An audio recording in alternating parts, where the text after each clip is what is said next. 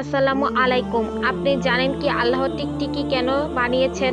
হযরত মুসা আলাইহিস সালাম তুহিদুল পাহাড়ে আল্লাহর সাথে কথা বলছিল।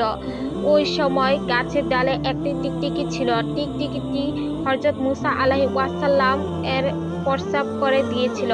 মুসা আলাইহিস সালাম তখন অনেক রেগে গিয়েছিলেন এবং আল্লাহকে প্রশ্ন করলেন, হে আমার রব, আপনি টিকটিকি কেন বানিয়েছেন? এই টিকটিকি মানুষের কোনো উপকারে তো আসেই না। তারপর মহান আল্লাহ তাআলা বললেন, হে মুসা, কিছুদিন আগে এই টিকটিকিটাও আমাকে একই প্রশ্ন করেছিল। হে আমার রব, আপনি মুসাকে কেন বানিয়েছেন? তিনি তো আমার কোনো কাজে আসেন না এবং সে আমাকে আপনার কোনো কথাও শোনায় না। এটা শুনে হযরত মুসা আলাইহিস সালাম এর ভিতরে অনেকটা লজ্জিত হলেন। তখন আল্লাহ বলেন, মুসা, আমি উদ্দেশ্য ছাড়া কোনো কিছু সৃষ্টি করিনি। আমার প্রত্যেকটা সৃষ্টির পেছনে কোনো না কোনো উদ্দেশ্য রয়েছে। সুবহান আল্লাহ।